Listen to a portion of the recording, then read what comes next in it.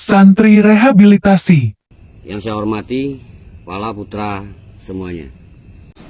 Dalam hal kita memaknai tentang hal Ramadan ini, bahwa jelas apa yang diperintahkan ketika kita bertemu dengan Ramadan adalah berpuasa.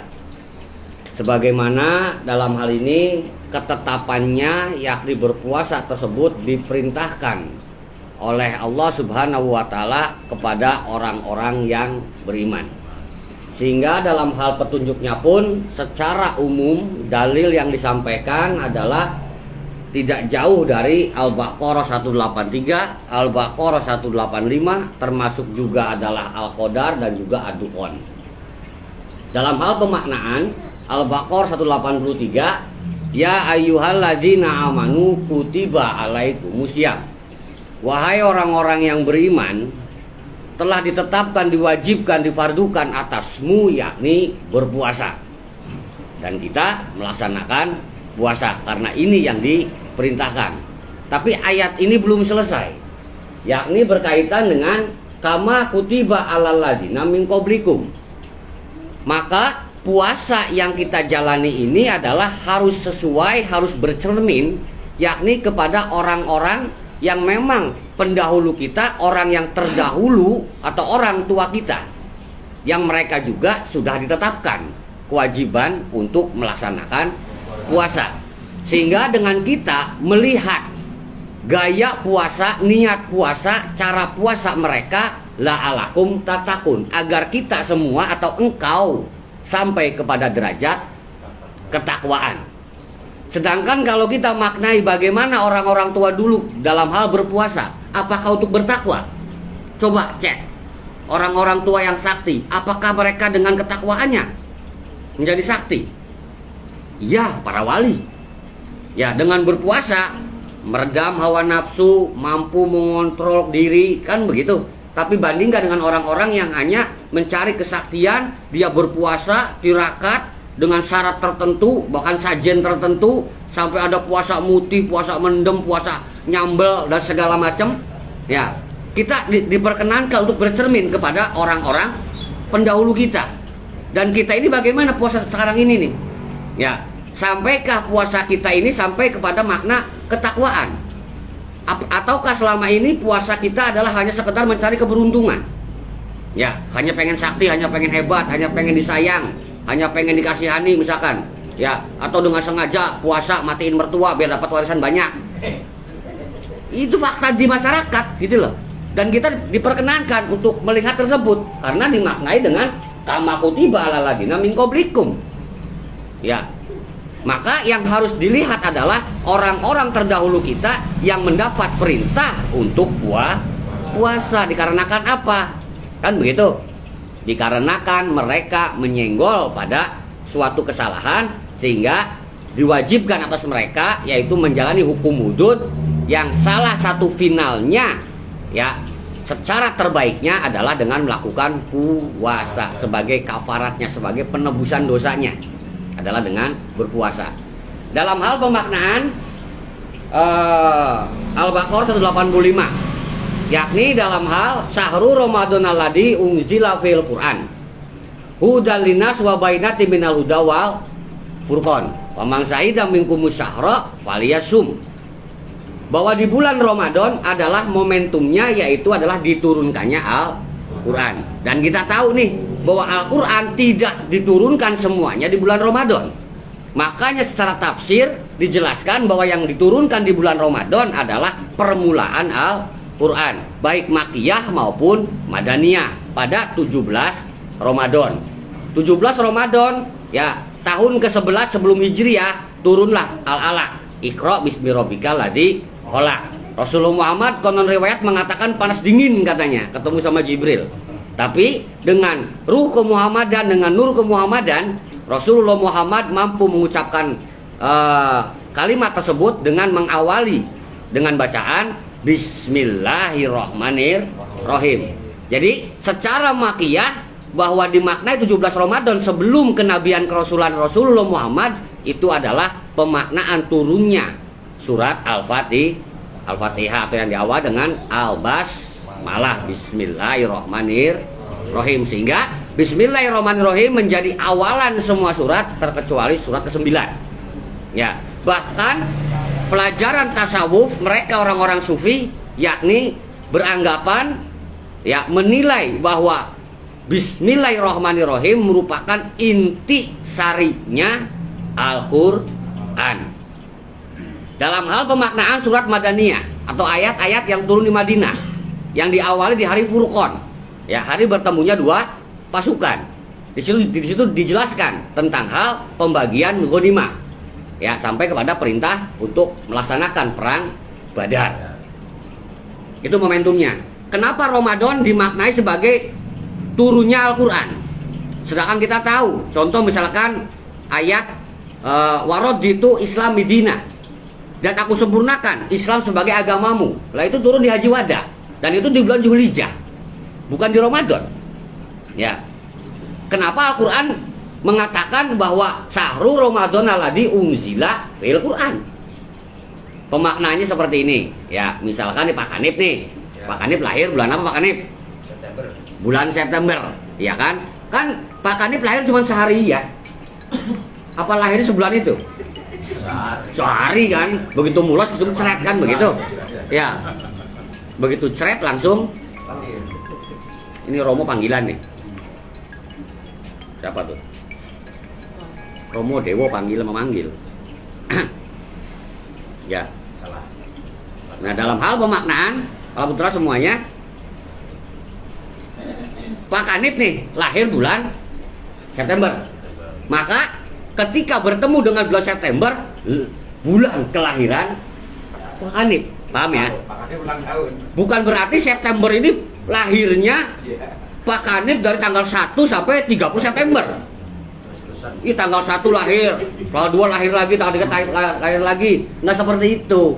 Jadi dimaknai di September itu adalah bulan kelahirannya Pak Kanip, karena Pak Kanip lahir di bulan September. Nah sama tuh, Ramadan juga seperti itu tuh kejadiannya tuh. Awal mula diturunkannya Al-Quran, baik itu Makkiyah maupun Madaniyah, turun di Ramadan. Sehingga Ramadan dimaknai adalah unzila fil Quran, atau oleh ulama disepakati bahwa turunnya Al-Quran adalah secara permulaannya adalah bulan Ramadan. Jadi ulang tahunannya Quran nih di Ramadan nih. Paham ya?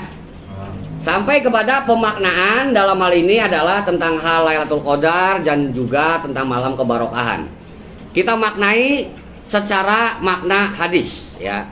Hadis riwayat Imam Ahmad, beliau mengatakan qad ja'akum Ramadanu sahrum mubarakun aftarazallahu alaikum siyamahu tuftahu fihi abwabul jannah wa yughlaqu fihi abwabul jahim wa taghala fi hasayatin fihi lailatun khairum min alfi sahar. Yang artinya Rasulullah Muhammad bersabda, sungguh telah datang yakni Ramadan, sahrum mubarakun, bulan yang di dalamnya terdapat banyak-banyak kebarokahan. Ya, bulannya secara Ramadan sudah diamanati oleh Allah tentang hal adanya kebarokahan. Tidurnya kita barokah, kerjanya kita barokah, puguh ngajinya kita berkah, silaturahminya kita barokah. Apalagi itu mencari nafkah, bayar utang, mungkin ya nempatin janji, sedekah apapun itu semuanya barokah. Ada kebarokahan, gitu loh. Ya, sampai disebut juga sebagai bulan yang memang turunnya rahmat, bulan yang diturunkannya ampunan, termasuk juga dibebaskan kita dari api neraka. Haram kita disentuh oleh api neraka nih.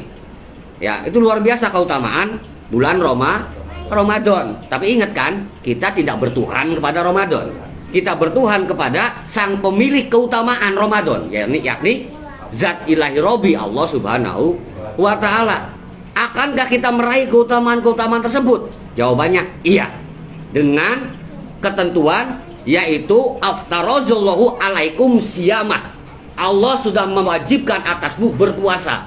Jadi segala macam kebarokahan hanya untuk yang berpuasa di bulan Ramadan. Bagaimana dengan yang tidak? Ya nggak dapet. Kan begitu. Tapi yang rukso, ya itu urusan Allah ya. Kan begitu.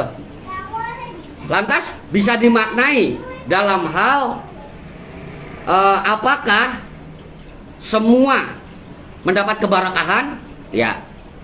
Pada lazimnya semua mendapat keberkahan. Allah nggak pernah pilih kasih. Ya. Adil rata. Inilah hebatnya Tuhan kita.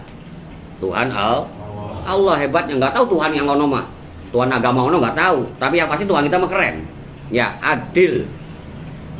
Ya, pemilik keadilan. Dalam hal dimaknai selain bahwa Tuhan kita mah keren gitu kan, juga agama kita mah keren. Nabi kita keren, kitab kita keren. Iya. Bangga kita jadi umat Islam dengan kitab Al-Quran, panduan utamanya, ya, dengan berrasulullah kepada Rasulullah Muhammad, dengan bertuhan kepada Allah, keren. Yakni pemaknanya seperti ini. Segala bentuk kebarokahan di bulan Ramadan diutamakan untuk yang berpuasa. Lantas bagaimana yang tidak berpuasa? Tetap dapat barokah sedikit. Ya, bagaimana dengan non-muslim? Tetap mendapat barokah juga mereka. Faktanya pada gede-gedean diskon Ramadan. Ya, mereka ada liburan Ramadan. Ya, mereka juga ngebalas. Ya sama. Orang Islam juga dapat keberkahan dari agama kita. Ya kan? Buktinya libur Natal. Ya, diskon Natal. Wih, mantep tuh. Tapi Natalnya haram. Apa-apaan? Diskonnya, liburannya mau. Ya, semua rekreasi yang punyanya adalah non-muslim setengah harga, berbondong-bondong tuh, tapi ke Natalnya haram katanya. Nah ini nih, ya kalau makan nggak minum ya begitu, serat jadinya. Ya, ya, udah kita jalani aja hidup kok. Yang ini maksudnya kita zamannya akhir zaman, zamannya Al-Quran, zaman Rasulullah Muhammad, ini keren. Coba lihat di zaman terdahulu, ketika suatu kaum mendustai Rasulnya, ketika suatu kaum mendustai kitabnya, ketika suatu kaum mendustai Tuhannya, yang terjadi diajab, dibinasakan, dimusnahkan. Selalu seperti itu.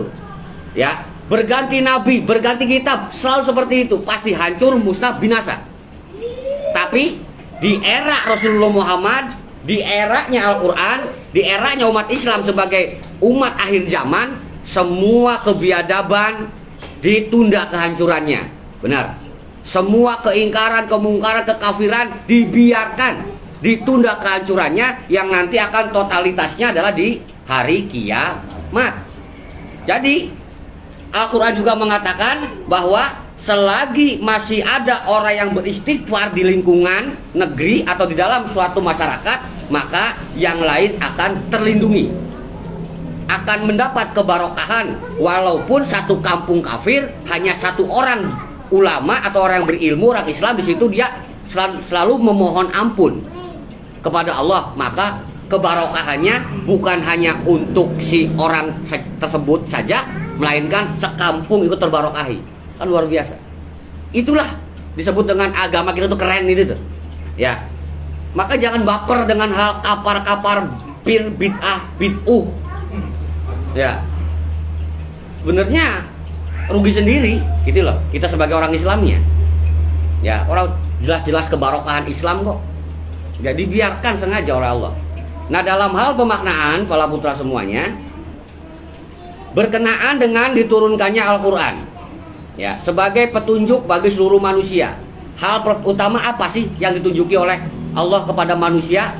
Jelas adalah tentang hal tata cara manusia menjalani tugasnya di ini alam dunia, yakni untuk menjadi khalifah bumi, ya, untuk memimpin, mengurus, menjaga, memelihara ini bumi. Maka manusia tidak bisa berbuat semaunya. Jika manusia berbuat semaunya, apa bedanya dengan penghuni bumi yang terdahulu, bangsa jin? Mereka menciptakan kerusakan dan pertumpahan darah. Lihat, mereka sebelum manusia, bangsa hewan, juga sama seperti itu. Ketika lapar, apapun yang terjadi, memangsa, membunuh, bahkan menyerobot. Manusia dihadirkan itu seperti itu, tapi manusia dipandu oleh bimbingan, kewahyuan, sebutlah hukum-hukumnya Allah. Sehingga hukum-hukumnya ini nih, ya, hukum-hukumnya Allah ini nih yang mampu mengarahkan manusia untuk bisa menjaga, memelihara, merawat bumi atau khalifah bumi atau fil ardi khalifah. Ya, petunjuknya tuh dalam hal pemaknaan para putra semuanya. Dalam hal kita memaknai tentang hal kitab yang diturunkan, yakni adalah Al-Quran di bulan Ramadan sebagai momentum ulang tahunnya Al-Quran, ya, termasuk apa-apa yang pernah kita jalani petunjuknya, maka akan mendapat hadiah piala keutamaan di ini ulang tahun Quran di bulan Ramadan ini.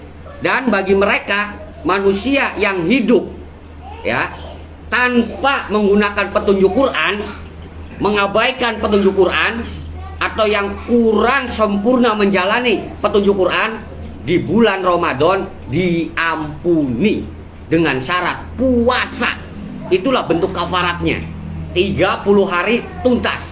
Pemaknaannya adalah 30 juz Al-Quran selesai, dimaknai 1 hari 1 juz, kan begitu ya. Kapan dibacanya? Kan ini nih, kapan dibacanya? Apakah per hari? Iya. Momentumnya kapan? Ya, kita bisa mengacu kepada Lailatul Qadar misalkan, ya.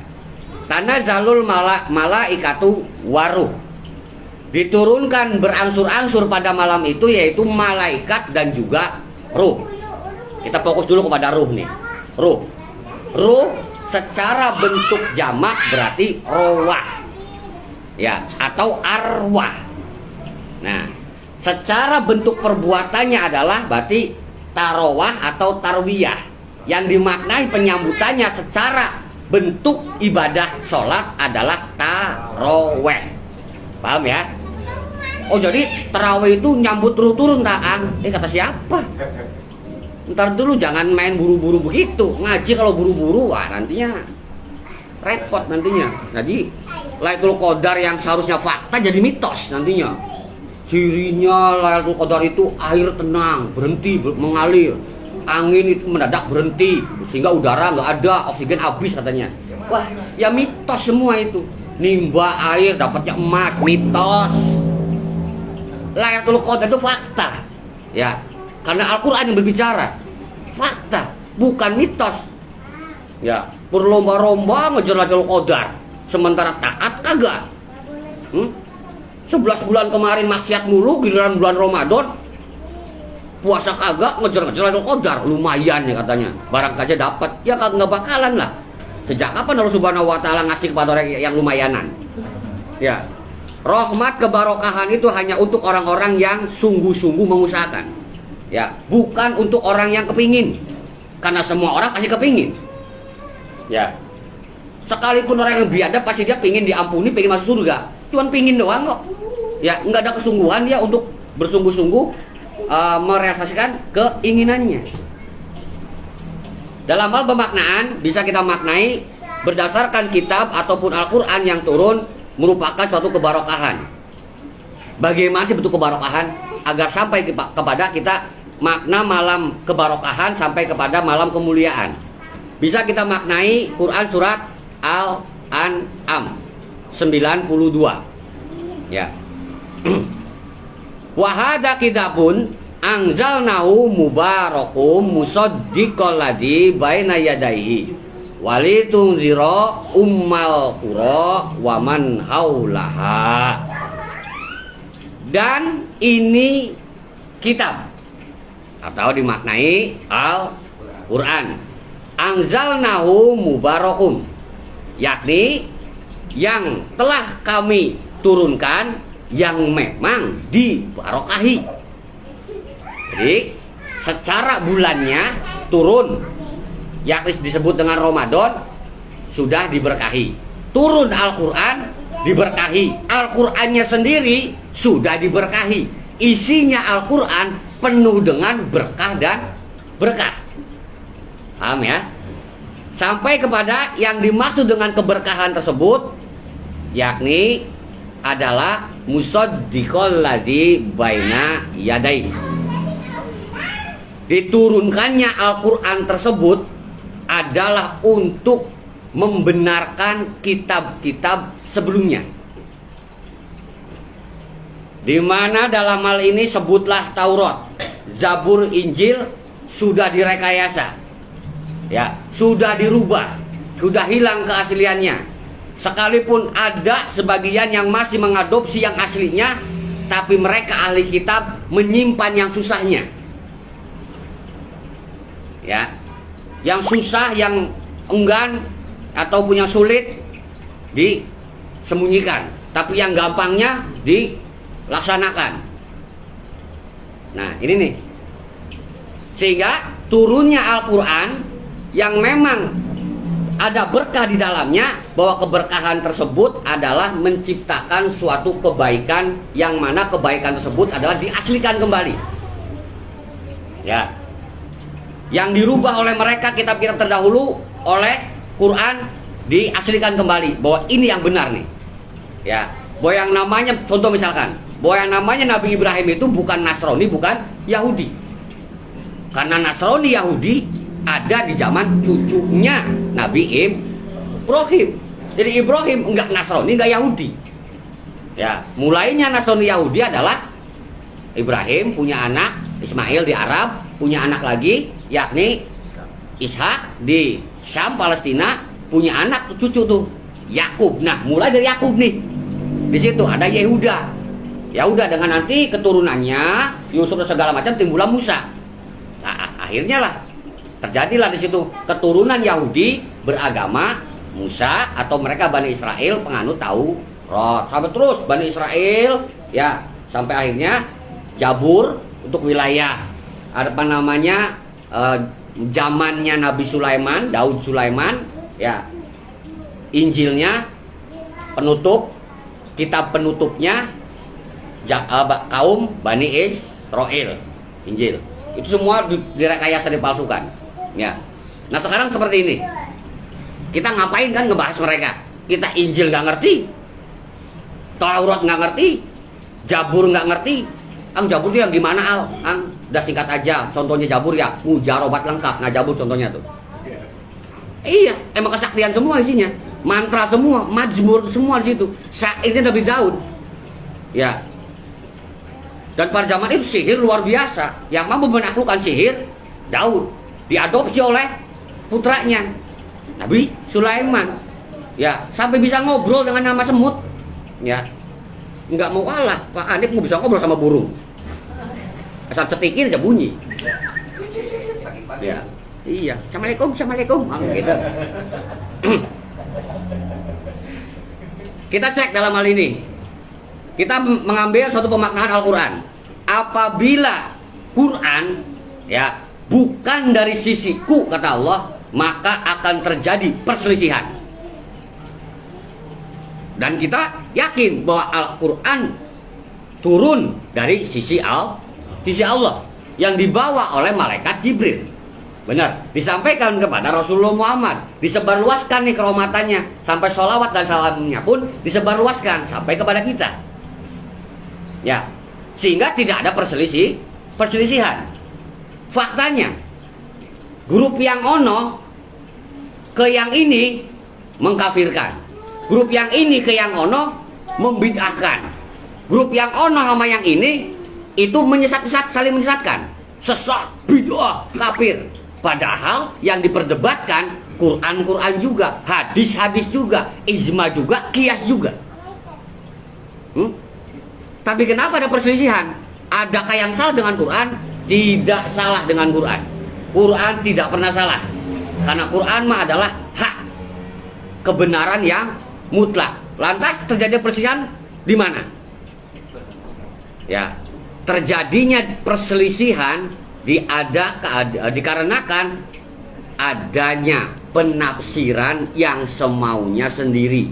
yang mereka tujuannya menegakkan agama tapi bohong.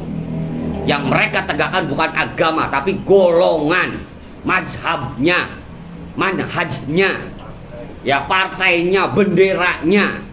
Atas nama doang tegakkan agama Islam, raimu.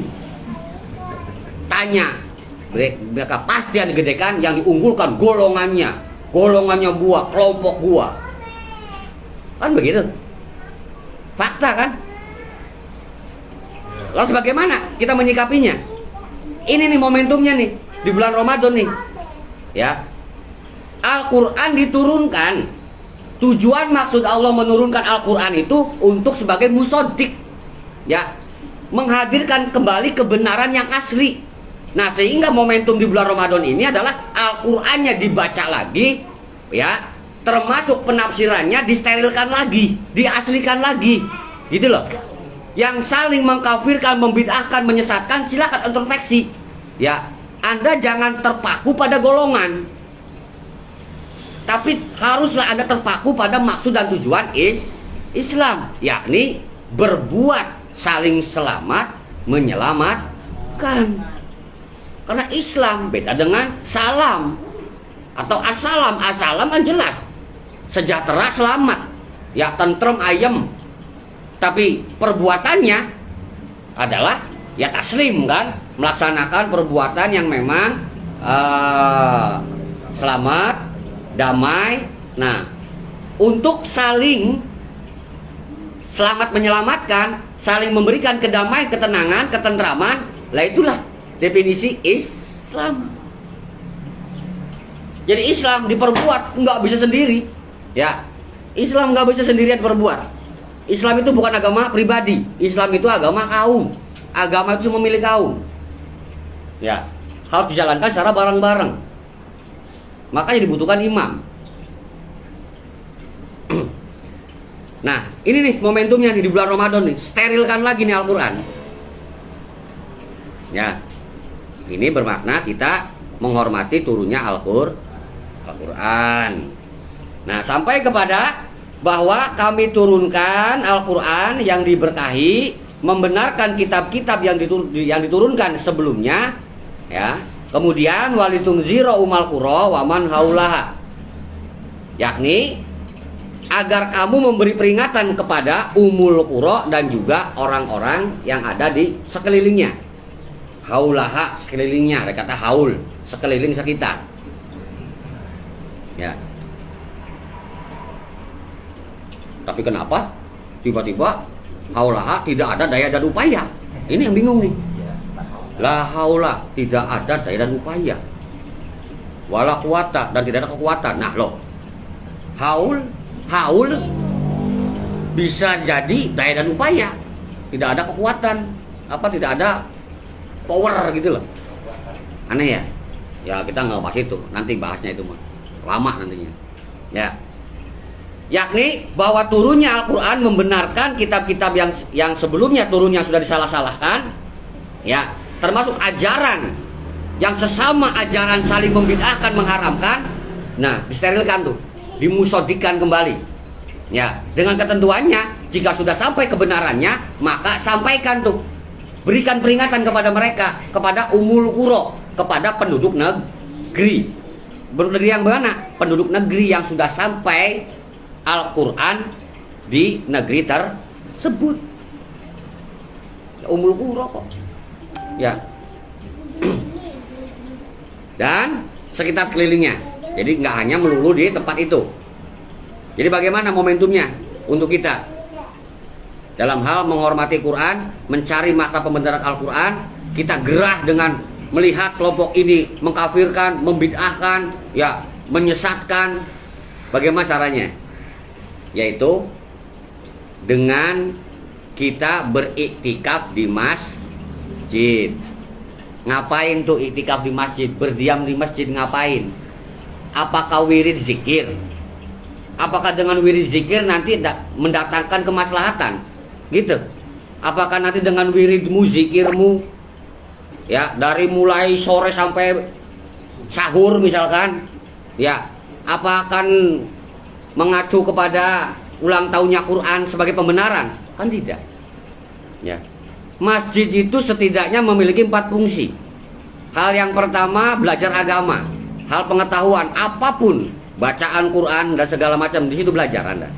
Ya, hal yang kedua untuk belajar ibadah prakteknya, atau dimaknai dengan ibadah nusuk, nasaka, manasik, ibadah yang melibatkan badan. Ya, sholat, gitu loh, sampai kepada haji. Ya, nah ini ibadah yang butuh dengan gerakan. Loh, sampai masjid itu adalah sebagai tempat musyawarah. Segala macam permasalahan yang terjadi di masyarakat itu diselesaikan di masjid, tempat musyawarah, dan difinalkan, ya, dimunculkan kebenarannya, yakni seminggu sekali pada hari Jumat, sehingga dimaknai sidang Jumat. Jadi bagusnya ketika Jumatan di masjid tertentu, ya khotibnya orang tertentu, orang situ yang paham dengan lingkungan situ. Ya, ini mah masjid Taman Mini manggilnya khotib dari Cirebon, ngerti apa? Kiai Cirebon, Habib Cirebon tentang Taman Mini, tentang Jakarta Timur. Permasalahan apa yang dipahami di sini? Ya kan kelebihan saldo sih kalau manggil yang jauh kan transportnya gede. Oh gitu, paham. Ya tanya pengurus masjid deh. Ya, karena kita juga dulu pengurus masjid. Paham bener tentang hal seperti itu. Ya, dengan alasan ya apa namanya, kolaborasi, dengan alasan cari warna baru atau menghadirkan suasana baru katanya. Ya jangan Jumatan lah. Ya, di pengajian rutin aja. Sebab momentumnya tuh. Sampai tahap yang keempat atau fungsi yang keempat, yaitu adalah tempat berkumpulnya orang kaya dan orang miskin. Orang kaya kelebihan duit, nyimpennya zakat infak sedekahnya di masjid. Orang miskin dia yang butuh duit datang ke masjid, yang ngurus pengurus masjid. Begitu agar orang miskin tidak butuh duitnya di lampu merah, tapi ke masjid. Masjid saldo gede-gedean tapi pengemis masih banyak di jalanan, ini maksudnya apa? Nah, di bulan Ramadan diaslikan kembali, gitu loh, paham? Ya, bagaimana Quran memerintahkan, hadis Ismakiyas memerintahkan bagaimana? Masjid adalah sentral terminalnya duit. Jangan sampai ada orang mengemis. Kalau harus mengemis ke masjid, pengurus yang ngurus nantinya. Ya, ini diaslikan kembali nih harusnya. Ini pemaknaan bagi kita memaknai turunnya Al-Quran. Lantas bagaimana dengan kita nih? Ya, maka momentumnya Ramadan, renungi hukum-hukumnya Allah yang mana, petunjuk Allah yang mana yang belum kau jalani, dan petunjuk Allah yang mana yang akan atau mau kau jalani. Ya, saatnya di bulan Ramadan dengan beriktikaf di masjid. Ya, biasanya berganti-ganti imam, berganti-ganti apa namanya, kultum dan segala macam. Anda bisa menilai di situ. Wah, ini kayaknya cocok nih bahasanya. Ini cocok kayaknya penerangannya. Nah, saatnya momentum itu engkau mencari jati diri mursyid untukmu. Cari guru yang bisa menjelaskan perjalanan hidupmu dengan penuh petunjuk. Ya. Ketemu ustadz, ketemu dai, minta petunjuk. Jangan minta doa, jangan minta amalan. Mintanya, Ustadz, saya dagangnya lagi nggak laris, Ustadz. Semoga habis Idul Fitri ini laris, Ustadz. Ustadz mana yang ngasih penglarisan? Ustadz mah ngasihnya hukum petunjuk. Ya, ya kan umumnya begitu. Ya udah nggak apa-apa, kasih doa penglarisan dan ketentuan. Ya, yang rajin Jumatannya ya. Ya, nggak usah rajin-rajin ya, Jumatan mah cukup seminggu sekali aja. Ya, jangan tiap hari ya gitu. Oh iya Tat, udah makasih Tat atas nasihatnya. Maklum orang geblek kan begitu. Ya. Iya, ya nggak ada orang udah tua seperti ini. Kemarin saya sholat malamnya niatnya duha aja, nggak apa-apa ya ya. Oh ya udah nggak apa-apa gitu. Nggak apa-apa. Sholat malam, bangun tidur, duha niatnya. Boleh oh boleh nggak apa-apa. Kalau emang lu nggak tahu, jelasin. Duha itu pagi, matahari naik. Sejak kapan malam ada matahari naik? Nah ini nih, ya maka momentumnya di bulan Ramadan untuk kitanya cari mursyid. Ya silakan Anda beriktikaf di masjid mana, ya sesukamu. untuk mendapatkan sosok mursyid, bukan untuk mendapatkan mitologi mitos keberkahan di masjid keramat di sana. Itu yang masjid di pojok zikiran, dapat bisikan katanya. Ya, bisikannya apa? Istrimu nggak bawa hoki, cerai, ganti istri, modar kan? Ya iya, Mas, cok, perhatikan, ya. Jangan dikira penerangan ini ngaco, ya. Rasulullah Muhammad, ya, hadis suatu riwayat mengatakan, ketika masuk 10 terakhir Ramadan, Rasulullah Muhammad mengencangkan ikat pinggang. Nggak tahu tuh, pakai ikat pinggang nggak, saya nggak paham tuh. Ya, berarti menaikkan celananya bagaimana ya, begini ya. Ya, yakni beriktikaf di masjid. Tuh. Gambarannya, Rasulullah Muhammad ke masjid mau ngapain? Apa untuk janjian ketemu sama Jibril? Ya di rumah bisa, di gua bisa kok. Di kamar juga bisa kok. Kenapa harus ke masjid? Rasulullah Muhammad menemui kaumnya, ngasih penjelasan. Nih, setahun kemarin Al-Qur'an yang turun ini nih. Nih. Jelas kan? Jelas. Udah ada belum nih yang menjalankan? Ada. Ada yang masih ragu? Nih jelasin lagi nih. Apa ada yang belum menjalankan? Ya ada. Nih caranya seperti ini. Dijelaskan ulang kembali. Itu maknanya iktikaf di masjid, bukan ngajedog di masjid. Anda jikiran sendiri, wiridan, warawiri kayak wong edan. Ya iya, bulak balik pojok sana, pojok sini, pojok sana, pojok sini. Belum dapat impen katanya. Impen itu mimpi. Syarat dapat mimpi, impen tidur dulu Anda. Iya bener. Iktikaf di masjid, molor di masjid. Ya, dibangunin mau pulang tanggung, sahur di masjid doh, makan duit masjid jadinya lu. Ya. Iya, orang masjid mah bahagia. Ya kan? Oh, ada tamu musafir kan begitu. Dihormatin wajib. Lah elunya enggak tahu malu. Udah tahu tuh duit sedekah. Lumayanan. Asli, kita kembali kepada keaslian. Momentum bulan Ramadan, cari mursyid. Dapati yang mampu menerangkan, menjelaskan segala macam bentuk kehidupan saat ini untuk kedepannya lebih baik. Sampai kepada yaitu pemaknaan tentang hal bulan Ramadan tadi ya, tentang hal kebarokahan. Nah, apabila kita maknai secara kebarokahan, ya, Al-A'raf 96, walau anak ahlal qura, jikalau sekiranya penduduk negeri amanu wa taqau, beriman dan bertakwa, ya, la fatahna alaihim, maka akan kami bukakan untuk mereka yaitu barokatim minas sama'i wal ardi, kebarokahan dari langit dan juga dari bumi. Tapi apa yang terjadi di sini? Ya, walangking kadzabu fa akhaznahum bima kanu yaksibun. Akan tetapi mereka kidib, mereka mendustakan. Apa yang didustakan?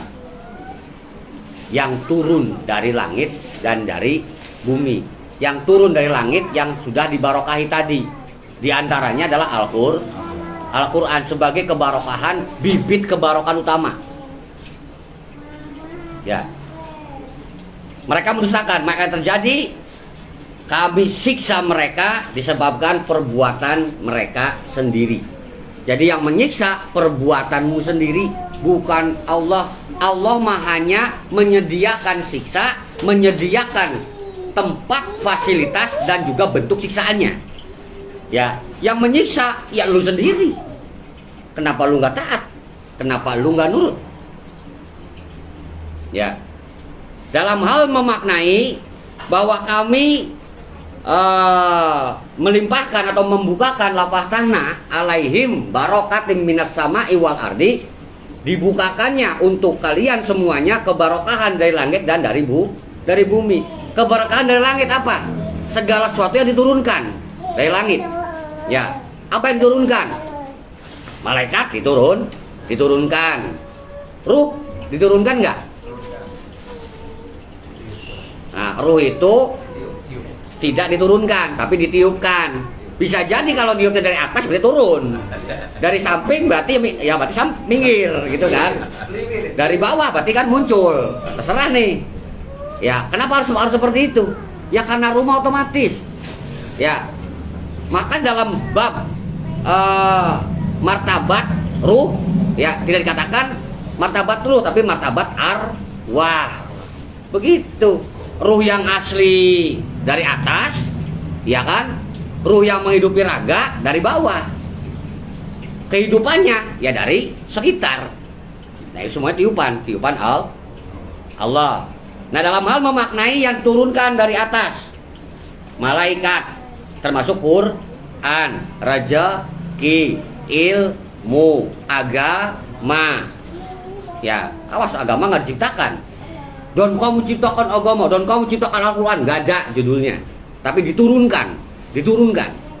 Itulah bentuk Allah mewujudkan segala sesuatu. Makanya sifat pertama dalam sifat 50 atau sifat 20 atau sifat 40 adalah wujud.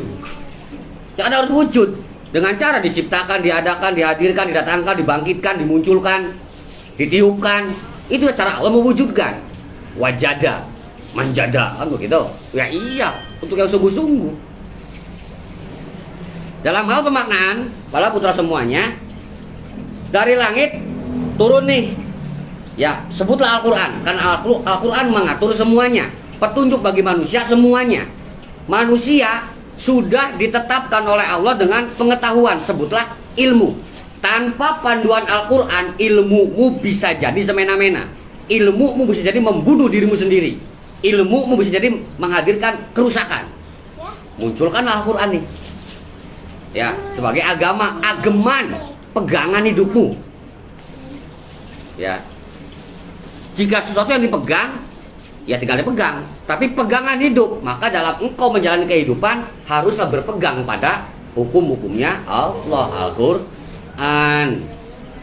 Nah, diperbuat tuh hukum Allah atau Al-Quran dalam hal kehidupan. Di mana hidupnya? Di ini alam dunia. Nah, itulah proses takwa namanya.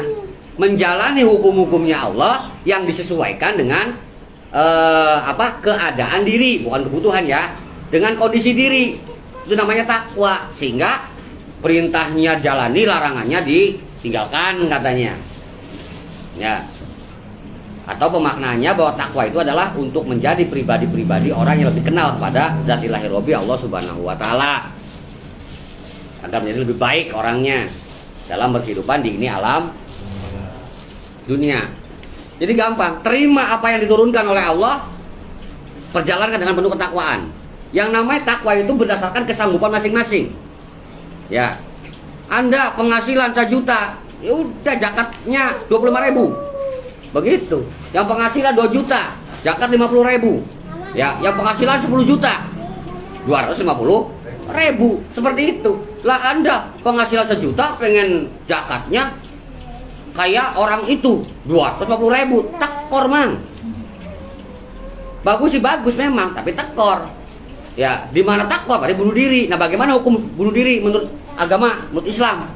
Ya, bukannya tidak boleh, bahkan diharamkan dia untuk mencium bau surga. Baunya aja diharamkan, apalagi masuk. Kenapa sampai bisa bunuh diri? Karena tidak ada iman. Masih mending yang tipis imannya. Ya, ini udah nggak ada iman. Yang tipis imannya paling juga nyolong, ngerampok, masih bisa istighfar. Yang nggak ada iman, bodoh amat lah, mau kau tangkap mau enggak, yang penting gua ternyata ya udah mati, bunuh diri itu sama tuh. Ya, karena udah nggak ada iman. Ya orang nggak ada iman kok, ngapain masuk surga?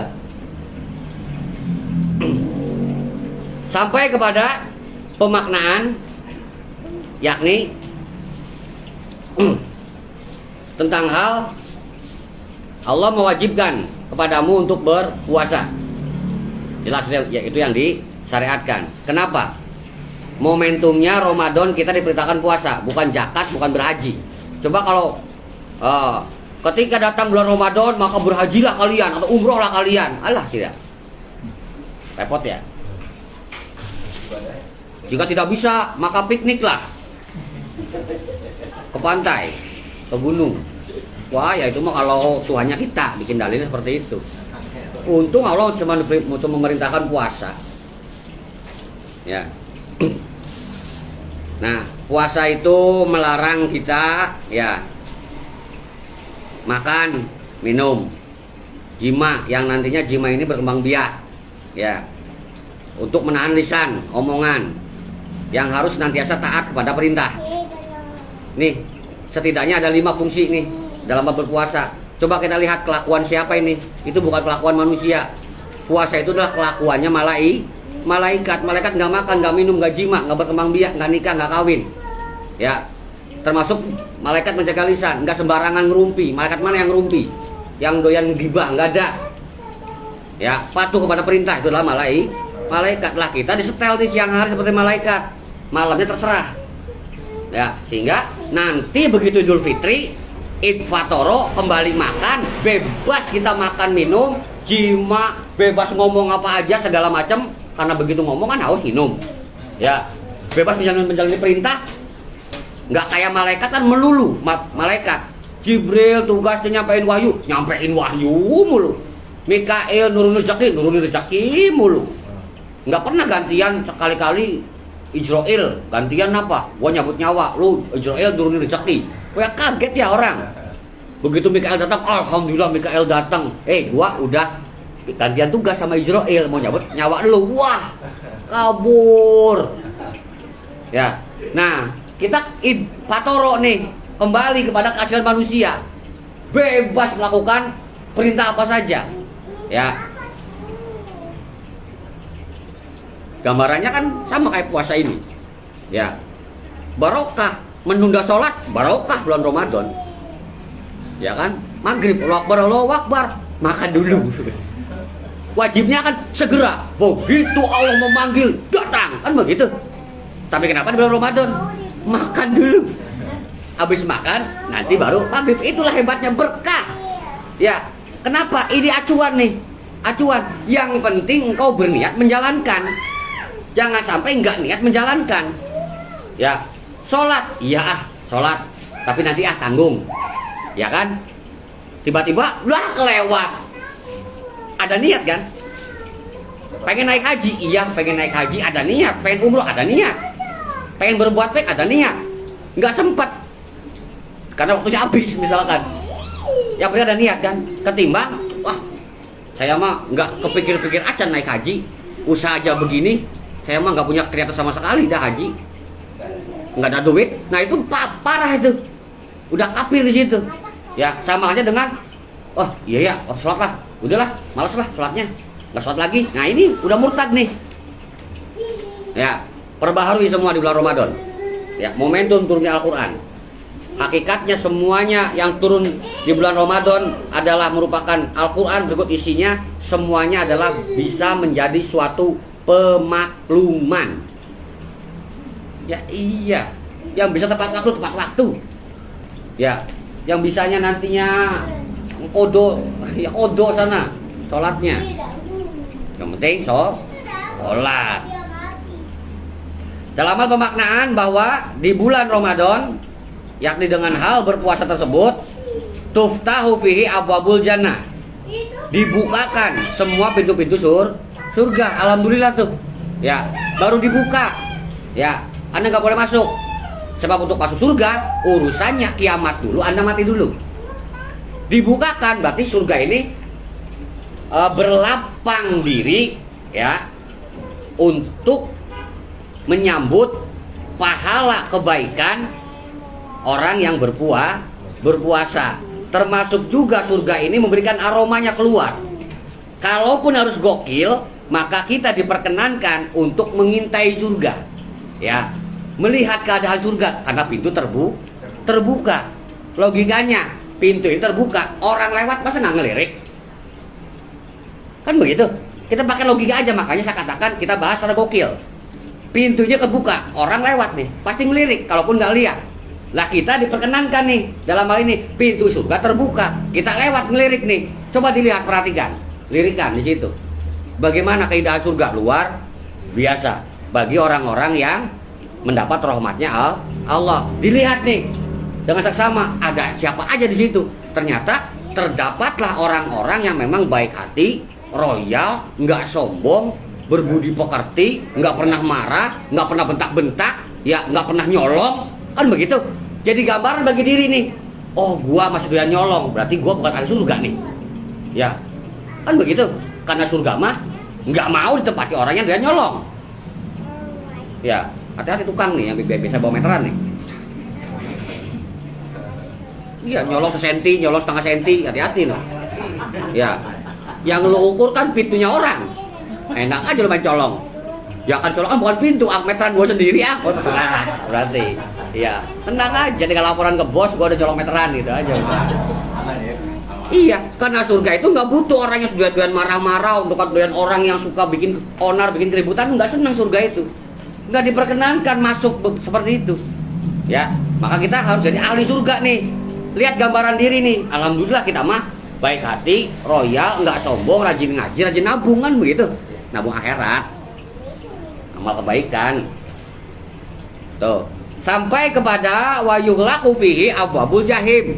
Ditutup semua pintu-pintu neraka jahim, neraka yang ke-6, yang ke dasarnya adalah jahanam. Ya, ditutup tuh. Jadi Anda ditutup jahim, berarti masih ada yang terbuka tuh. Berapa? 5 ya? Masih 5 neraka, hati-hati. Ya, berarti tingkatanmu separah-parahmu. Ya, ingkar kepada petunjuk Al-Quran, tapi ketika di bulan Ramadan Anda gak bakal masuk kepada jahim ataupun ke jahanam. Ya paling gak sakor lah. Mau? Oh enggak, kan begitu. Ya iya, hanya mereka-mereka orang-orang yang fasik misalkan. Ya. Ditutup. Atau riwayat lain mengatakan semua pintu neraka ditutup semuanya. Ya iya. Surga juga, neraka juga bingung. Ya. Wah, Ramadan nih, pada puasa nih orang beriman. Jadi tutup. Karena neraka nggak mau dimasuki orang beriman, nggak mau dimasuki oleh ahli Quran, nggak mau. Ya. Neraka, oh enggak. Pahit katanya. Kata nerakanya tuh. Wah, ini ahli surga nih, maksudnya ahli Quran nih, ahli puasa nih, ahli sholat nih. Ya, lewat di depan pintu neraka, langsung nutup, up, pahit. Tanya aja nerakanya.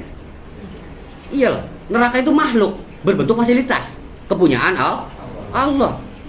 Ya, disediakan oleh Allah dan bisa di situ neraka ngapa-ngapain karena kehidupan.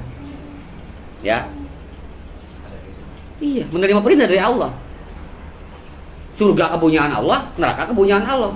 Bentuknya fasilitas. Nah, kita pilih mana kan begitu? Suruh milih kok. Sampai kepada pemaknaan wataghola fi hasayatin. Diikat dibelenggu, yakni sayatin, setan-setan. Bukan hanya setan. Kalau setan itu berarti syaiton.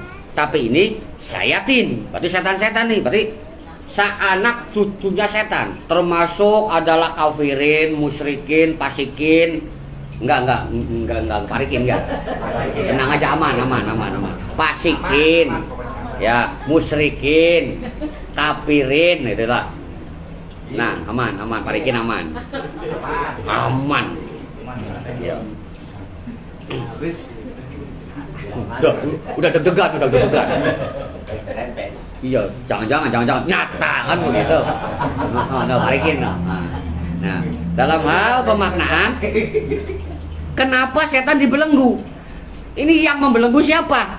Mama langsung jawab tuh, Allah katanya. Biasa, mama kan begitu, pengajian umum tuh. Ya kita mau, aduh, dia ketawa duluan. Ya wes, Allah wes, ya. Ya, saya tegaskan, kersa kuasa Allah. Masa Allah repot-repot ngebelenggu setan hanya untuk belain orang-orang puasa gitu? Oh, faktanya, umat Islam aja ada sebagian yang nggak puasa, yang ngaji mumpung bulan puasa, yang dikejar bukan puasanya di Ramadan, THR-nya. Iya. Ya, apa itu bukan perbuatan setan? Disuruh meredam hawa nafsu, begitu masuk asar ngabuburit, nyari takjil, buru-buru, apa itu bukan ngumbar nafsu? Ya, kayak cocok nih es ini nih, kayak cocok nih gorengan ini, apa itu bukan nafsu? Ya, warteg ditutup, tapi takjil dibuka. Repot nih. Iya, warteg ditutup, tapi tukang kolak dipersilahkan. Wah, bingung ya, marah tukang wartegnya. Ya. Iya kan? Restoran masakan Padang tutup semua. Tapi yang jual lauk yang dibungkusin 2000 pada dijajan jalanan, yang marah bener. Nggak adil. Ya. Wah, awas nih. Tantangan tersendiri kita berpuasa. Ya. Melihat sesuatu yang seger, aduh kan tenggorokan tuh es tuh, aduh ya kan begitu. Melihat rokok apa koreknya nongkrong, cobaan ujian, itulah nikmatnya kita beribadah dalam hal melaksanakan ketaatan kepatuhan kepada perintah Allah. Ada tantangan ujiannya, ada nilai plus di situ. Ngelakoni ibadah nggak ada tantangan ujian, ya, nggak keren, nggak double pahalanya. Ya, ya iyalah. Lebih keren juga yang ono, yang agama lain. Mereka dengan agamanya, komitmen mereka nggak pindah agama. Ya, budek-budek. 5 kali sehari diadanin. Ya, belum lagi tadarusan, belum lagi terawehan. Wah, tetap mereka dalam agamanya kok. Tantangan mereka teguh beragama luar biasa. Lah, kita warung suruh tutup. Ini suruh tutup, begini nggak boleh, begini nggak boleh. Hormati bulan Ramadan, hormati yang berpuasa. Tantangannya mana? Beribadah, cemen banget ibadah. Nggak mau tantangan, pantesan dibentak nangis, pantesan dibentak kabur. Itulah bedanya generasi milenium dengan generasi TikTok kan begitu. Ya iya, kita milenial ya, tahan gebek kan begitu. Puasa lihat Timbul Suri biasa kan begitu. Kalau ya nggak pernah, tenang aja. Nanti iya luar biasa. Kenapa setan dibelenggu nih? Ya karena setan nggak berkutik. Ya, secara model penciptaan, setan itu adalah penghuni kelaknatan, tempat gelap. Ya. Nah, setan itu nongkrong di sesuatu yang gelap, baik itu tempat maupun suasana. Sebutlah hati. Suasana hati yang gelap, yang gulita, yang mencekam, yang kelam, yang kosong, gak ada penerangan, diterongongin setan. Ya, setan. Tuh.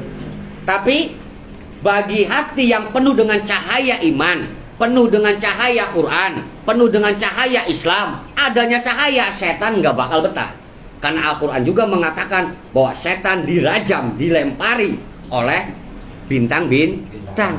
Ya, cahaya bintang, bukan bintang yang ngejar-ngejar setan, habis bintang nanti. Ya, cahayanya berkilauan. Ya, lebih banyak mana bintang dengan kegelapan? Angkasa itu gelap. Ya, angkasa itu gelap gulita. Cek astronomi, keilmuannya. Ya. Mendapati bahwa yang namanya angkasa itu gelap, sehingga sebutlah setan berkeliaran, tapi dihadirkan cahaya bintang-bintang. Ya, maka mereka silau, takut, fobia. Kenapa? Dalam segi penciptaan, di sini adalah negeri cahaya nur. Ya, nih negeri cahaya nur nih, belah kanan sebutlah. Dari nur ini, cahaya ini dihadirkan kehidupan pertama awal, yaitu sebutlah Nur Muhammad lah ya, Nur Muhammad. Akhirnya muncul makhluk dan cahaya tersebut, yaitu malaikat dari cahaya. Nih, dimaknai negeri kerahmatan. Penguasanya adalah Ar-Rahman.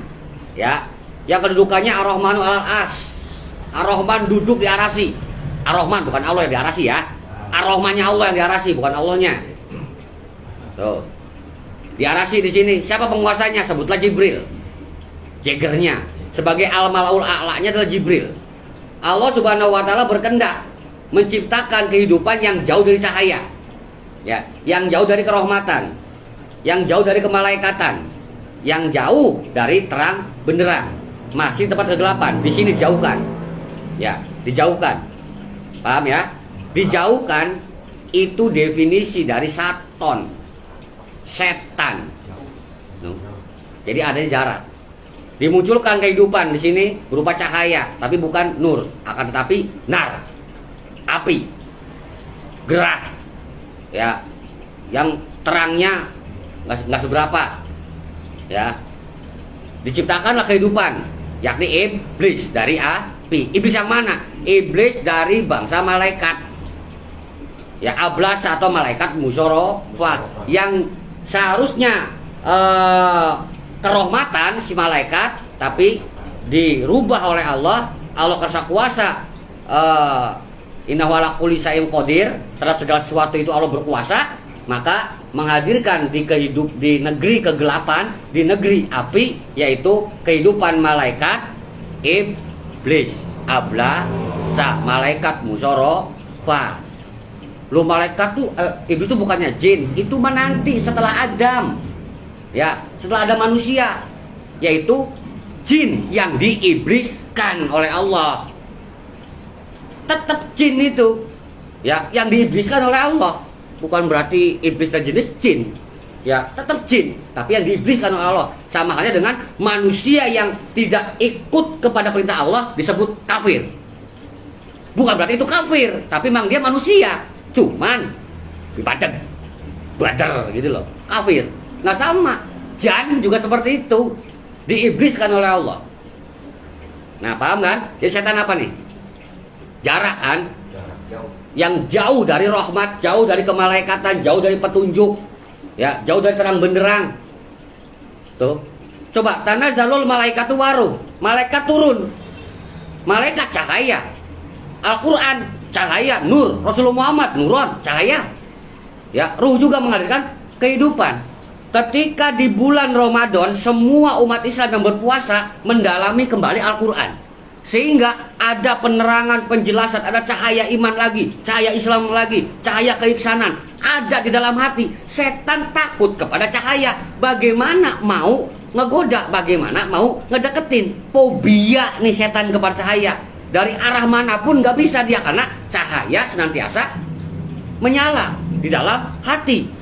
Ya, tidurnya orang berpuasa nahan lapar mungkin ya, atau mungkin nunggu daripada batal, ngomong gak karuan tidur, penuh dengan cahaya.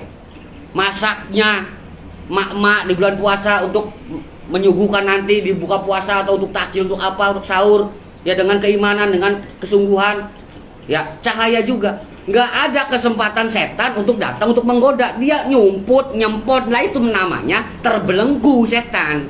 Jadi yang ngebelenggu setan siapa? Dirinya sendiri. Suruh siapa takut cahaya? Ya, jadi kalau ada pengajian lari, setan namanya. Iya, awas jangan dipotong videonya ya. Kita virtual nih. Iya. Oh berarti kita lari di pengajian berarti setan dong. Awas jangan dipotong videonya. Ya, tuh ceritanya kayak itu tuh. Panjang ceritanya, 10 menit tadi.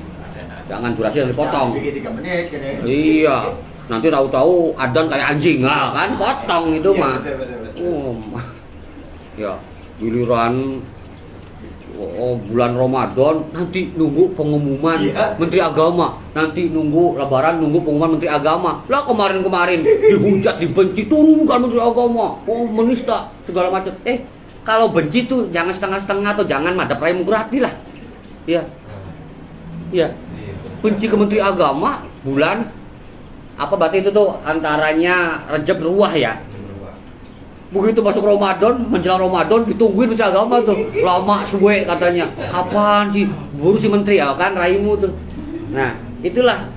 Itu segala macam bentuk ketaatan ataupun pelanggaran terhadap hukum-hukumnya Allah tuntaskan di bulan Ramadan. Datang hormati turunnya Al-Qur'an, lu puasa. Kelar semua urusan. Semuanya ludas dosa pendosaan. Puasa syaratnya, bukan bulannya yang mengampuni, tapi Allah mengampuni orang-orang yang berpuasa di bulan Ramadan. Bukan Ramadannya yang mengampuni, enak aja loh. Allah yang punya ampunan. Ya. Lantas dalam hal ini dimaknai fihi lailatul khairum min alfi syahr. Di dalamnya bulan Ramadan terdapat lailatun, ya lailat, satu malam, khairum min alfi syahr, yang keutamaannya lebih baik dari 1000 bulan. Ingat lafadznya ya, bahwa dimaknai khairum min alfi syahr. Ya. Lafadznya di situ menggunakan kata khair, bukan menggunakan kata toyib, na'am, hasan, apalagi. Tapi menggunakan kata Khair. Khair itu perlawanannya adalah sarun. Ya, perbuatan jelek. Jadi secara bulannya, secara malamnya sudah baik. Yang terjadi di malam itu adalah khair, baik. Paham ya? Dan apabila diperbuat maka baik. Karena menggunakan kata khair. Loh. Dan lebih baik daripada 1000 bulan. Jadi perbandingannya satu malam itu dengan ibadah 1000 bulan itu adalah lebih baik.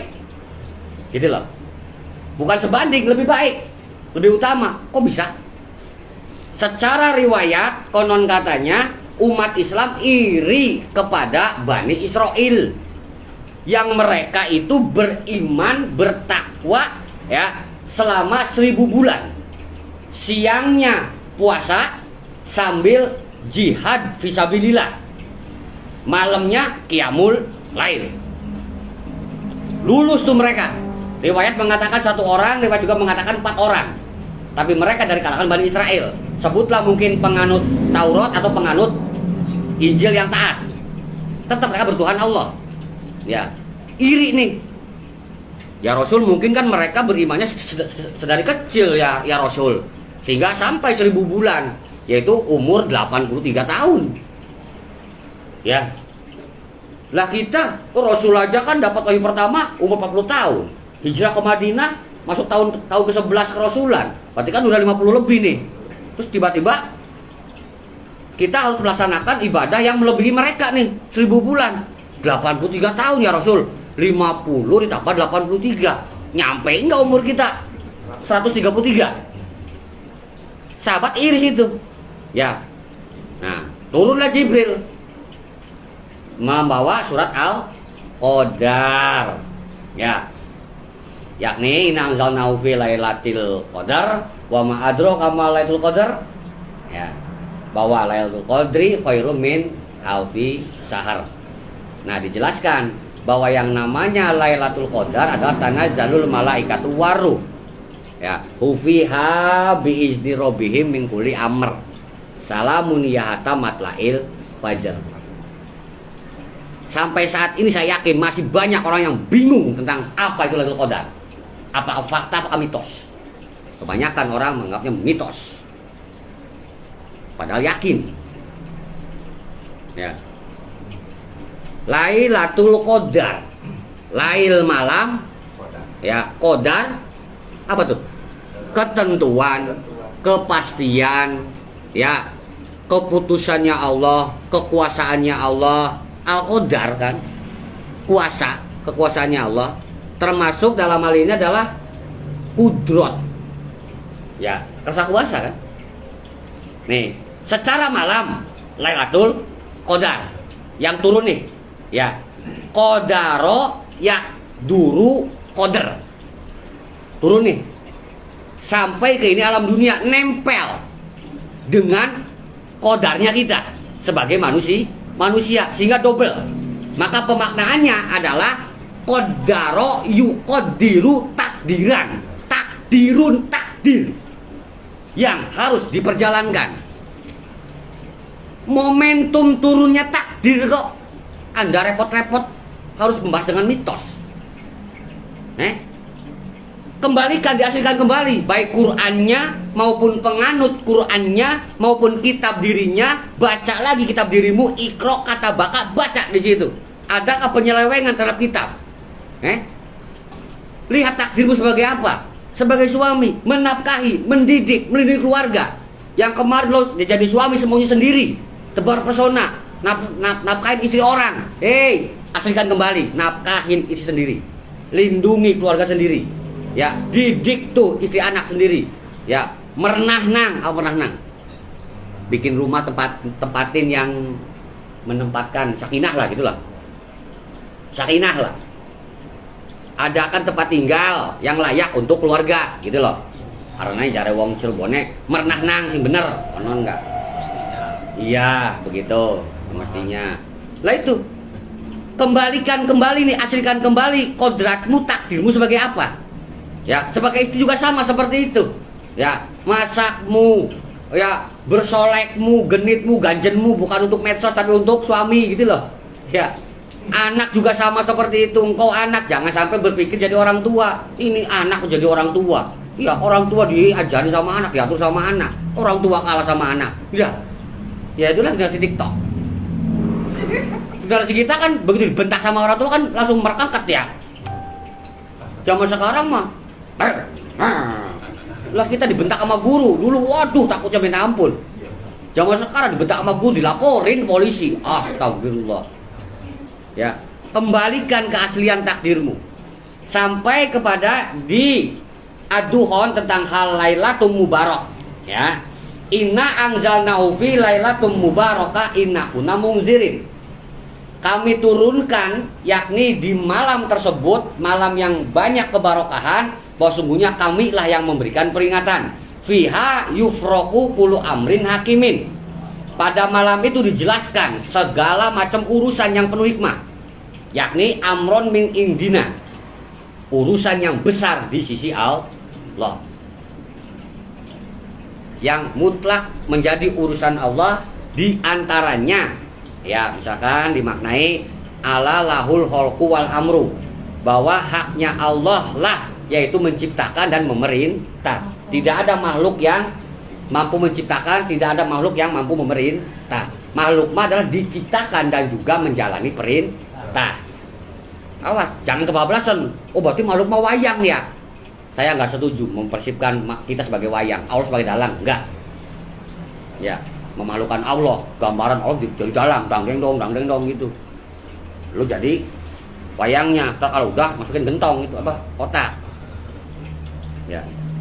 Di dalam hal pemaknaan yang menjadi urusan Allah adalah contoh misalkan ya wayas alunaka anir ruh, jika mereka bertanya kepadamu tentang ruh, qul ruhu min amri robbi, jelaskanlah kepada mereka, katakanlah kepada mereka, roh yang namanya ruh itu adalah urusan Allah, urusan Gusti mutlak. Ya, wa ma utitu minal ilmi illa qalilan, engkau nggak ada pengetahuan sama sekali kecuali sedikit. Jadi mutlak urusan Allah. Nah ini nih yang turunkan urusan Allah, dan Allah berhak mengatur segala urusannya. Urusan manusia apakah sama dengan urusan malaikat? Tidak. Urusan manusia malaikat sama nggak dengan urusan gajah, dengan urusan gunung laut? Tidak kan? Beda-beda kan? Lah Allah mengatur segala urusan berbeda-beda, namanya qadar. Takdir itu beda-beda. Lailatul Qadar yang turun. Ya. Jadi harus tahu perbedaan. Karyawan dengan bos beda. Yang sama harusnya doang. Ya. Kembalikan kepada keaslian takdirmu apa? Lihat, perhatikan Al-Quran mengatakan apa? Takdirnya manusia. Ya. Dalam hal wa ma khalaqtul jinna wal insa illa liya'budun. Tidaklah kami menciptakan jin dan manusia melainkan untuk ibadah. Tugasmu ibadah, takdirmu hidup di ini alam dunia untuk ibadah ngabdi. Ibadah ngabdi tanpa petunjuk gak bakal bisa. Al-Quran diturunkan terus nih tiap tahun nih. Ramadan turun udah berapa Ramadan lu ketemu? Geblegnya kok nggak nambah? Apa pinternya? Iya. Yang sebenarnya yang kelihatan geblek terus sih. Segitu-gitu aja lu kemarin bohong, sekarang masih dengan bohong juga. Kan berarti gebleknya nggak nambah. Sekali-kali parah gitu loh. Gebleknya atau bohongnya itu loh. Ya sekali bohong bisa ngeluarin duit gitu mulutnya, kan keren. Lu bohong nggak dapat apa-apa kok. Ya. Nah ini nih. Kembalikan takdirmu. Nah ini membahas pembahasan bahwa Lailatul Qadar itu nanti lebih baik daripada 1000 bulan nih. Apa yang engkau jalankan dengan keaslianmu, tugas utamamu itu akan lebih baik dari 1000 bulan. Akan lebih baik daripada umur 83 tahun. Ya. Dibatas katanya manusia zaman sekarang 63, 65 katanya. Kepala 7 udah bonus katanya. Lah, ada canangan 83 tahun. Ya.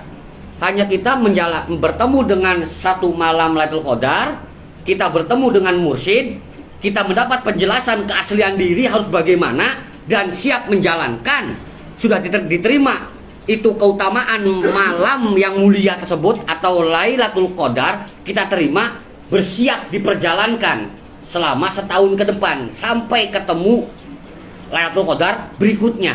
Setahun kau perjalankan apa yang sudah engkau dapati di malam Ramadan, di malam Lailatul Qadar bersama mursyid tadi, maka akan menjadi keutamaan setahun ini adalah 1000 bulan, 83 tahun pahalamu. Padahal hidupmu hanya setahun, punya pahala 83 tahun. Makanya umat Islam, umat Muhammad pasti dibangkitkan lebih dulu, masuk surga lebih dulu, masuk neraka lebih dulu. Karena apa? Surga butuh kuotanya yang banyak. Oh ya iya, kuota amalnya, kuota rahmatnya banyak. Umat Islam umurnya pendek, ya, tapi rahmatnya, pahalanya, amalannya gede-gede. Dibariskan pertama. Yang paling awal Rasulullah Muhammad masuk surga, alhamdulillah, Rasul kita kan. Yang lebih biasa lagi, begitu kita masuk disambut oleh surga, disambut oleh Rasulullah Muhammad. Itu yang luar biasa. Assalamualaikum Kang. Wis, Rasul yang nyambut Mang. Mau nggak? Dapat rahmat dulu. Syaratnya surga itu adalah rahmat. Ya, dari mana rahmat? Kerahmatan, kemalaikatan, negeri cahaya. Di negeri cahaya yang turun apa? Malaikat dan ruh bersatu, bergabung jadi kitab. Kitab nggak bisa ngerangin ke lu, tapi melalui penerangan, melalui nazir, juga melalui basarun, yaitu Rasulullah. Ya, paham? Momentum cari mursyid bulan Ramadan. Makanya nggak heran masjid yang saldonya gede pasti dia manggil kiai ganta-ganti tiap hari untuk kultum ataupun untuk ceramah Ramadannya. Apa pagi, apakah menjelang buka puasa atau setelah taraweh atau sebelum taraweh, itu masyarakat biar memilih. Ya, kenapa harus memanggil dari luar? Karena dari dalam nggak ada. Itu permasalahannya. Orang sini sebutlah misalkan nggak ada kiai gede, ya dihadirkan kiai dari luar, sehingga orang sini berburu keluar semua. Yang salah siapa? Yang salah ya lu, kenapa di sini nggak ada kiai? Nggak ada mursyid. Ya.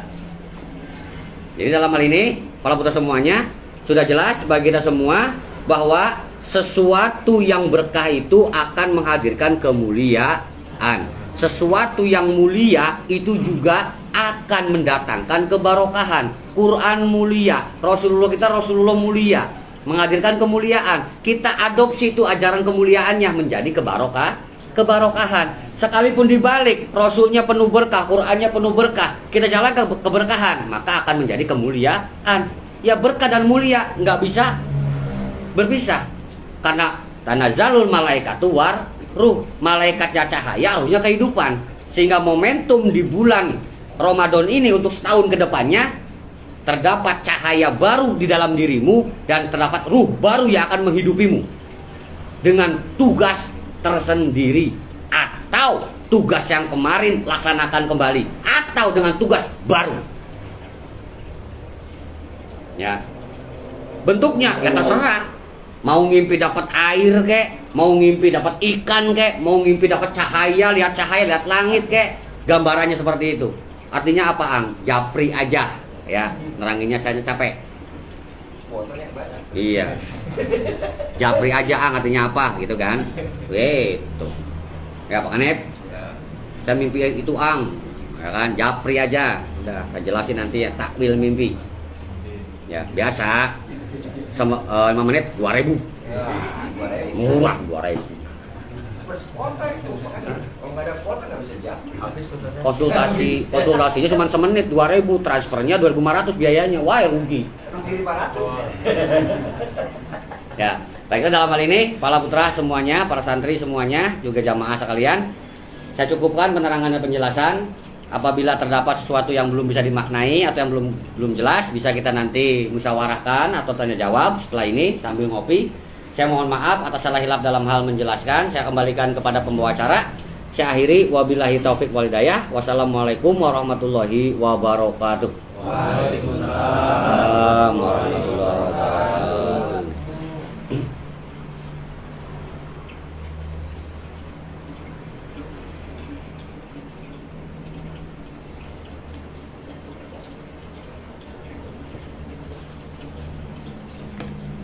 Baiklah.